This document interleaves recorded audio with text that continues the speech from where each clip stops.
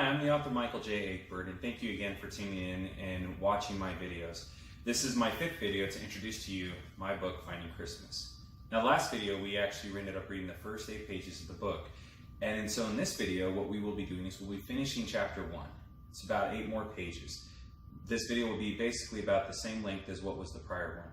And when we're done, we'll have one more video that will lead into the middle of chapter 2. Thank you. Welcome back. Unfortunately, like I said, we're back here in the garage going to finish the first chapter of Finding Christmas. So where we left off, Steve had just introduced us to Carol and wanted to return to his office. So here we go. I wasn't in my office long when I noticed someone sat down in front of me. My body shuddered at the thought of indulging someone else in a holiday discussion. I was hoping it wasn't Carol, but I decided it was better to be polite and engage the person sitting across from me. When I looked up, to my surprise, it was Mr. Peterson. He spoke softly. "Why are you hiding in here? Come out and join us." I answered, "Sorry, I didn't mean to give the impression I was hiding. I wanted to complete the contract for the Sanderson acquisition." "Sanderson, huh? Come on, Steve. You know that contract isn't supposed to be done for 2 months. Why are you in here?" "Like I said, I didn't want to be gone for 2 weeks and forget where I was on the project," I offered as my explanation. "All right. Well, when you're done, it would be great if you could join us," he added before heading to the door. While standing at the door, Mr. Peterson stopped and asked, "Did I ever tell you about some of the college courses I've been taking?" I thought to myself, why would he ask me that? Maybe I'm struggling with the idea of him taking night classes. He is, after all, the founder of this firm and highly regarded in the legal system. It has to be for work. Why else would he need classes? I responded, "I didn't know you were." "Why did you decide to do that?"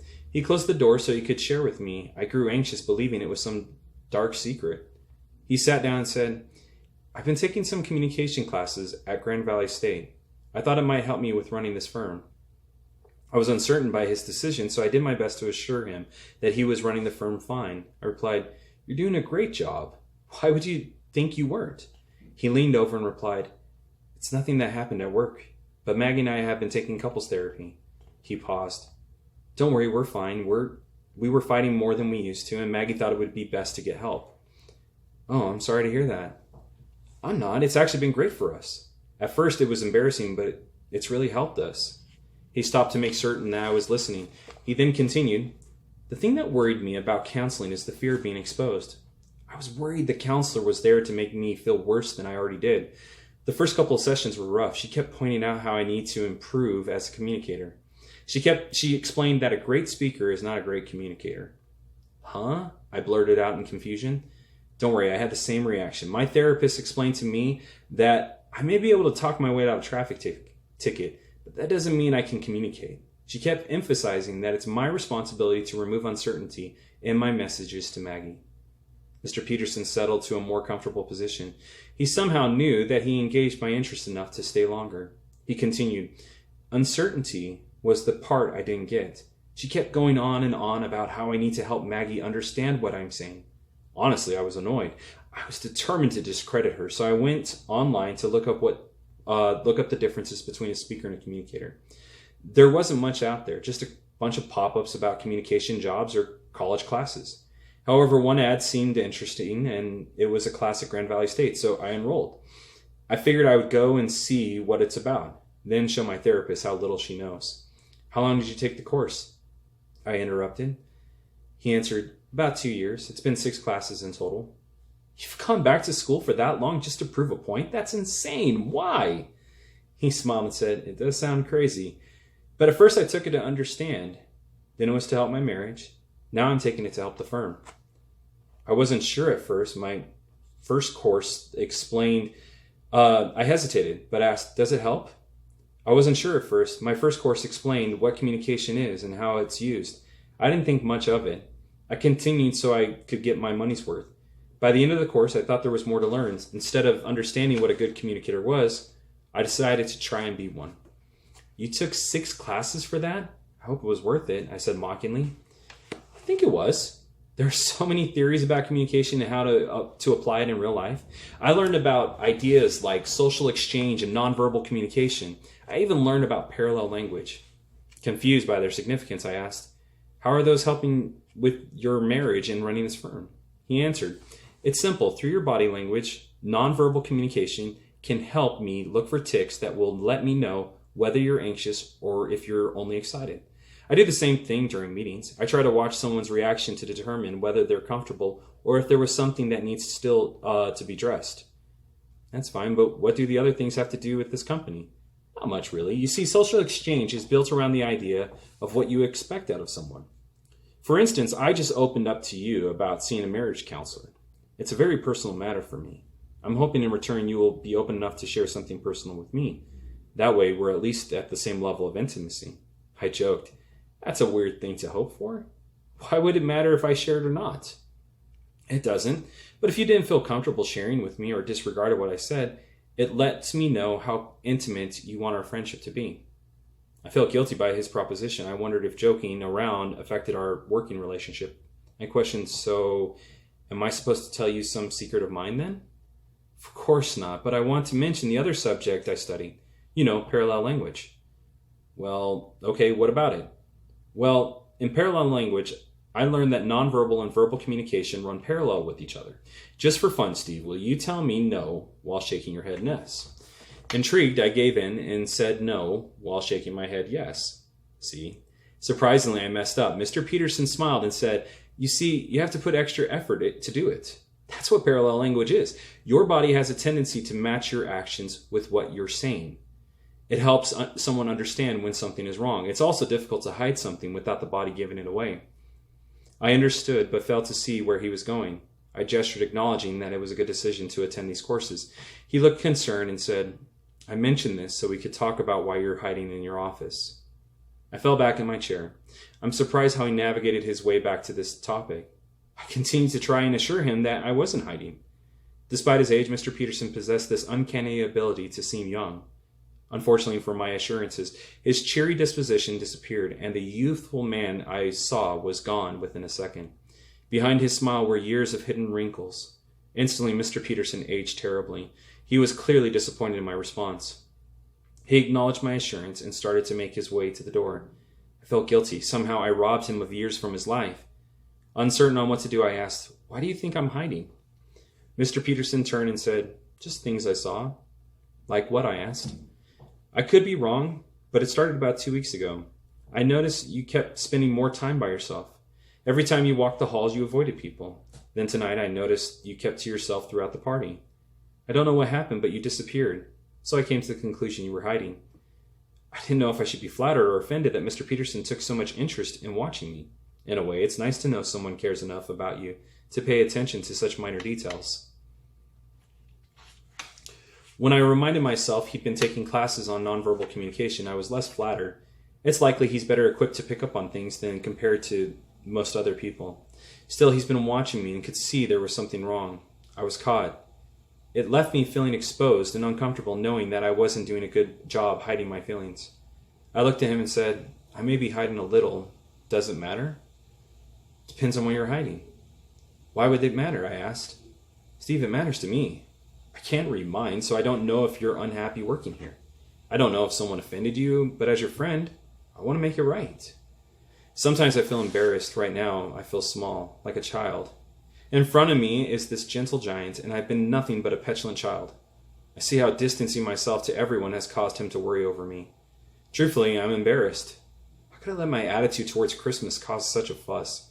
Losing my dad is no excuse to ruin anyone's celebration. I was just trying to survive the holiday. I was now determined to put Mr. Peterson's mind at rest. I explained, "No, it's nothing like that. I guess you're right, I have been hiding a little. It's definitely not about working here. I guess I'm hiding because of the holidays." He seemed amused. Mr. Peterson smiled and said, "I'm glad you're not leaving. I'll leave you be then. But before I go, may I ask why the holidays affect you so much?" I replied, "It's hard to explain. I think it has to do with the noise." "The noise? The music?" he asked. "No, I mean the noise. It just seems this time of year has so much noise." "Steve, you're going to have to help me with this," he insisted. I don't know if noise is even right, but it's like every commercial, movie, song, and decoration is just noise. It doesn't mean anything. All this stuff is a distraction. Stuff that keeps people busy, giving them something to look forward to. I guess I feel like there's a lot of empty air around Christmas. It's like eating a sandwich, but you didn't get full from it. I think I get it. Please correct me if I'm wrong, but for you, the holidays seem fake. Am I right? He asked. I answered, a little. I don't know if fake is the right way to put it. I guess something feels off about it. Well, what do you do for the holidays? Same as everyone else, I guess. We shop, have dinner, volunteer, watch movies. We do what we're expected to do. Why do you say it like that? Like what? I inquired. What's expected of you? He explained. I hesitated. I don't know. I guess I feel I have to do these things. Otherwise, I let people down. Even here at work, I feel like I need to keep the ball rolling so I don't upset morale. Is it just Christmas you feel this way, or does it happen at other times? I guess all the time, but I notice it more around this time of year. Interesting, he added. What's so interesting, I asked. I was just thinking about why you feel like you have to keep up morale. I was wondering if I caused you to feel that way. Of course not. It has more to do with expectations. If I don't put my kids in a good school, I failed. I don't have the right job, then I failed. Same goes for a house, even church. I don't show up and I fail, and this time I'll end up in hell. Life's one big measuring stick, and I keep coming up short. That's a strange way to think of life. But I guess in some ways you're right. We do have certain expectations placed on us, and I can see how someone would feel that way if they didn't think they're measuring up. Silence settled in as we both thought about what was said. Mr. Peterson broke the silence. I don't know if I could put your mind at ease, but I have two thoughts that could help. Go ahead, I insisted. Well, you mentioned church and going to hell. I know you're not a very religious man, but try to remember this. Not every apostle was a lawyer or banker. Some were fishermen and carpenters, he explained. Why would that matter? You don't get to admittance into heaven by having the right job.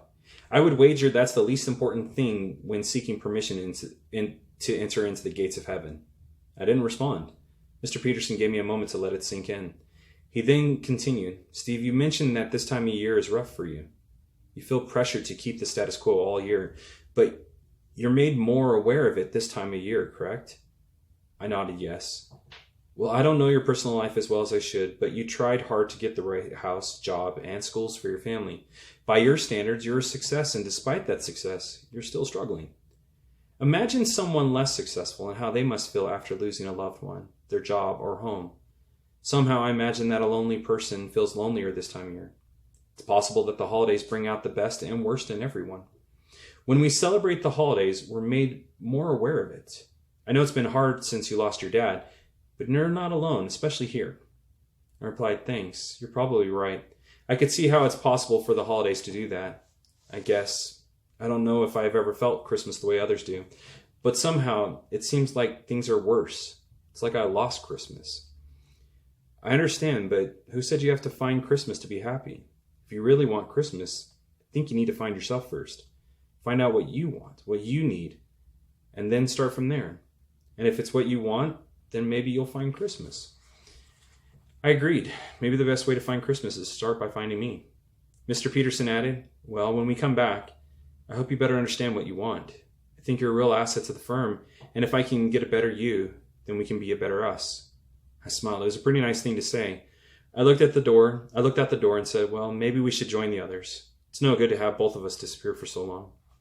We wished each other a Merry Christmas and didn't speak again until the party ended when we said our goodbyes. The truth is, letting Mr. Peterson know what was bothering me somehow put me in a better mood. I found myself more involved throughout the rest of the party. I even spent more time with Carol and listened to her stories. It was after we locked the office when I remembered the list of errands I needed to finish before I went home. I could hear some of the other noises from Christmas creeping my way. Once the car was turned on, a flood of reminders popped up, letting me know where I needed to go. Even with the party over, the rest of my holiday nightmare was just beginning. And that's the end of Chapter 1, The Office Christmas Party. The next video will be my last video, and it'll be the first half of Chapter 2, Fighting the Lake Effect. Look forward to seeing you then.